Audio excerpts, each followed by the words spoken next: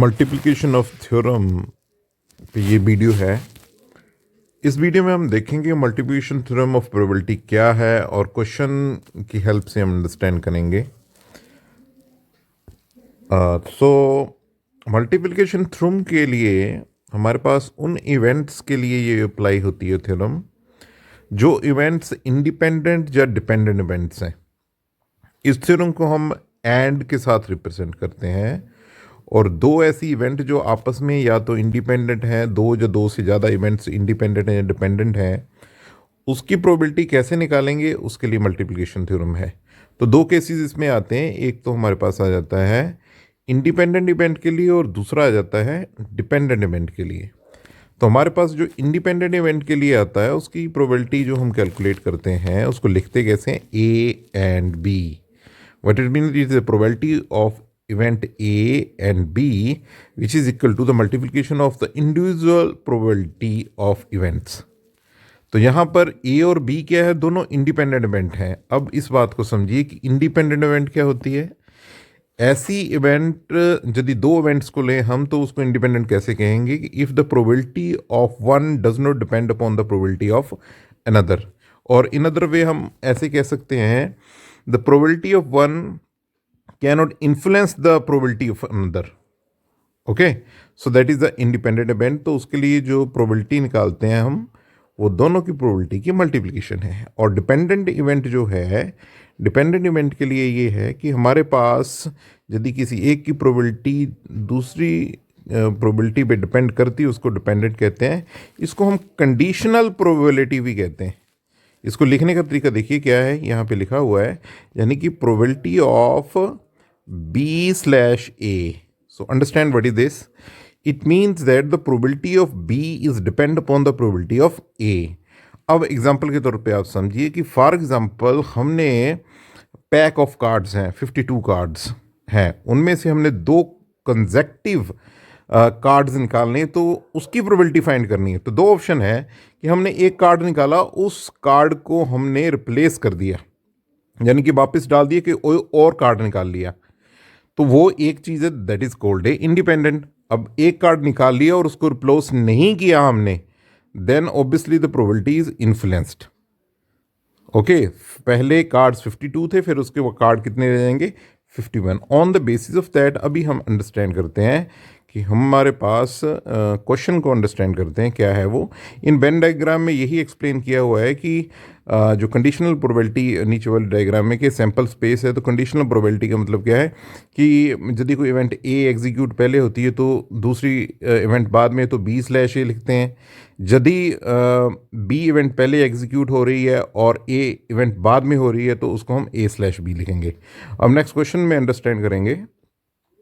तो ये first question है, इसको अंडरस्टैंड करिए क्या है। इसमें कहा ये क्या है कि what is the probability of getting the king and queen while drawing two consecutive cards from the pack of card with replacement। With replacement का मतलब क्या है, एक कार्ड निकाला और उसके बाद फिर उसमें डाल दिया वो, दैट इज विद रिप्लेसमेंट। तो दोनों इंडिपेंडेंट इवेंट है। हमारे पास किंग और क्वीन चार, यदि किंग निकालेंगे तो ऐसा नहीं कि क्वीन निकलेगी, because we have the 4 king होते हैं हमारे पास और 4 ही क्या होती हैं हमारे पास, क्वींस होती हैं। तो टोटल कार्ड 52 हैं, तो इंडिविजुअल प्रोबेबिलिटी इनकी क्या होगी, इंडिविजुअल प्रोबेबिलिटी क्या है हमारे पास 4/52 एंड 4/52 किंग और क्वीन की। अब दोनों की यदि निकालनी है कि प्रोबेबिलिटी ऑफ गेटिंग, तो मल्टीप्लिकेशन थ्योरम को हम लगाते हैं, इन इंडिविजुअल प्रोबेबिलिटी को मल्टीप्लाई कर देते हैं, तो probability of getting king and queen consecutive निकालने हैं, एक को निकाला और उसको रिप्लेस कर दिया, तो हमारे पास प्रोबेबिलिटी कितनी आ रही है 4/52 इंडिविजुअल प्रोबेबिलिटी को मल्टीप्लाई करके दिस आंसर। अब नेक्स्ट क्वेश्चन को अंडरस्टैंड करते हैं क्या है कि नेक्स्ट क्वेश्चन में देखिए क्या है कि इसमें अब विदाउट रिप्लेसमेंट है। क्या है ये, विदाउट रिप्लेसमेंट। विदाउट रिप्लेसमेंट का मतलब ये है कि हमने कार्ड निकाला, बीच में वापस नहीं डाला। अब देखा ये जाएगा कि कौन सा कार्ड पहले निकल रहा है। तो बोथ इवेंट्स क्या हैं, वो इंडिपेंडेंट इवेंट नहीं है, वो डिपेंडेंट इवेंट्स हैं। तो फर्स्ट कार्ड को हमने निकाला, पिकिंग ए किंग, 4 किंग हैं, 52 टोटल कार्ड्स हैं, तो उसकी प्रोबेबिलिटी कितनी हुई 4/52। सेकेंड कार्ड निकाला, पिकिंग ए 4 क्वींस, अब कितने में से निकलेगा, this is the important thing, understand करिए, 51 से। That's why it is called a conditional probability. तो उसको लिखा कैसे जाएगा हमारा, क्वीन के लिए /K, के पहले इवेंट एग्जीक्यूट हो चुकी है 4/51, क्यून तो 4 ही होंगी, पर टोटल कार्ड्स कितने रह गए यहाँ पर? 51। अब हम डिपेंडेंट इवेंट्स के लिए थ्योरम को अप्लाई करते हैं, मल्टीप्लिकेशन थ्योरम को। तो हमारे पास क्या है, के की प्रोबेबिलिटी और कंडीशनल प्रोबेबिलिटी ऑफ क्यू यानी कि क्वीन की, इनको मल्टीप्लाई किया, we get that answer. Okay, next question को देखते हैं। इस क्वेश्चन में देखिए क्या है कि इसमें अब 3 इवेंट्स हैं अब। ओके, तो find the probability of drawing king, queen, king, jack in that order from the pack of cards in the consecutive draws and card not being replaced. तो जब ये नोट बीइंग रिप्लेस्ड है तो आपने understand कर लेना है कि ये कंडीशनल प्रोबेबिलिटी है और उसके अकॉर्डिंग हमने इंडिविजुअल प्रोबेबिलिटी को निकालना है। तो क्वीन की निकाली, it is okay, first card निकाला है वो, तो 4.52। दूसरे को निकाला तो कार्ड्स और किंग 4 ही हैं, पर कार्ड्स कितने रह गए? 51। अब तीसरे को निकाला तो कार्ड कितने रह गए हमारे पास? 50 में से अब हमने जैक निकालने हैं जो कि 4 है। अब हमने मल्टीप्लिकेशन थ्योरम अप्लाई करते हैं, और ये इवेंट्स कौन सी हैं? डिपेंडेंट इवेंट्स हैं, एक दूसरे पे डिपेंडेंट इवेंट्स हैं, और हमारे पास इनको मल्टीप्लाई करके ये आंसर है। अब नेक्स्ट क्वेश्चन को देखते हैं, it is the fourth question. अब सेम ऐसे ही क्वेश्चन है, बट सेंस थोड़ी सी डिफरेंट होगी। ये कह रहे हैं कि एक बैग है, उसमें 15 रेड बॉल हैं, 5 उसमें ब्लू बॉल्स हैं। बिना रिप्लेसमेंट के हमने कार्ड निकालने हैं, दो बॉल्स निकालनी है, वो भी रेड कलर की। तो बताइए उसकी प्रोबेबिलिटी क्या है? ओके, पहले एक बॉल निकाली, रिप्लेस नहीं की, फिर दूसरी बॉल निकाली, तो उसको, तो आप यहाँ पे अंडरस्टैंड करिए कि बोथ क्या है, डिपेंडेंट इवेंट्स हैं। ये event just spell missing spell है। तो फर्स्ट रेड बॉल निकालेंगे तो टोटल रेड बॉल 15 है, और कितने में से निकालेंगे? 20 में से निकालेंगे। ओके, तो प्रोबेबिलिटी क्या बनेगी? 15.20। फिर सेकंड बॉल जब निकालेंगे तो हमने रेड बॉल निकालनी है, अब बॉल्स रहेगी हमारे पास 14, एक निकल चुकी है, तो टोटल बॉल्स कितनी हुई? 19, तो 14.19। ये इंडिपेंडेंट इवेंट नहीं, डिपेंडेंट इवेंट्स हैं, उसके लिए जो हम थ्योरम अप्लाई करेंगे, तो वी गेट दिस थ्योरम, दोनों की इंडिविजुअल प्रोबेबिलिटी को मल्टीप्लाई करके वी गेट दिस आंसर।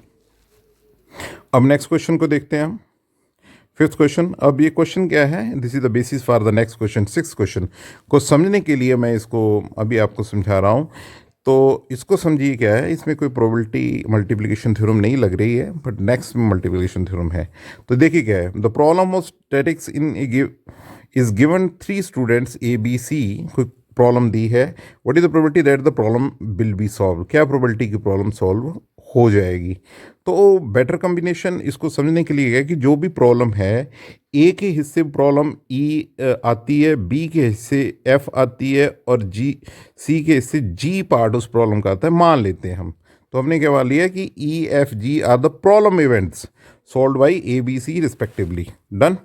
अब इसके कॉम्बिनेशन क्या बनते हैं? पहली बात कि प्रॉब्लम जो है वो पूरी सॉल्व होगी। स्टूडेंट ने अपने हिस्से की E वाला पार्ट कर लिया, B स्टूडेंट ने अपने हिस्से वाला F पार्ट कर लिया, और C स्टूडेंट ने अपने हिस्से का G पार्ट कर लिया। ओके, उसके बाद जो रेस्ट ऑफ द ऑप्शन क्या है कि इस चीज़ को समझिए, क्या ऑप्शन बन रही है ये कि A ने अपने हिस्से का तो कर लिया सॉल्व, पर B और C से सॉल्व नहीं हुआ। फिर कॉम्बिनेशन क्या है कि B ने अपने हिस्से का F सॉल्व कर लिया, बाकी नहीं सॉल्व हुए हैं। अब नेक्स्ट क्या है, C ने अपने हिस्से का G सॉल्व कर लिया, बाकी नहीं हुए हैं। ऐसे ही ये टोटल कॉम्बिनेशन कितने बनते हैं? 8। ओके, और ये कॉम्बिनेशन कौन सा है कि प्रॉब्लम बिल्कुल भी सॉल्व नहीं हुई है किसी से भी। अब ये टोटल केसेस कितने हुए? 8।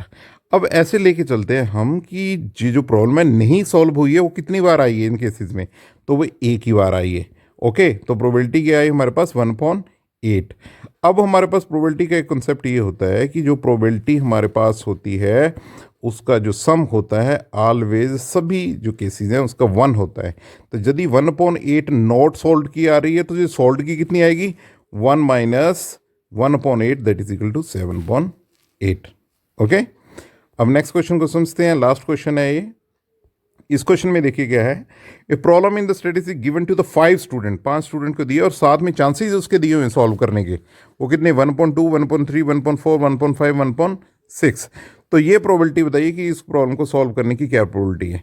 तो फर्स्ट ऑफ ऑल हम नोट सॉल्व की फाइंड कर लेते हैं कि जो प्रोबेबिलिटी ऑफ ABCDEF आएगा यहाँ पर, जो A लिखा हुआ है दिस इज F, तो नोट्स इसकी फाइंड करते हैं। तो ऑब्वियसली 1 - 1.2 ऐसे ऐसे ऐसे करते हैं हमारे पास ये सभी प्रोबेबिलिटीज़ आ गई इंडिविजुअल की।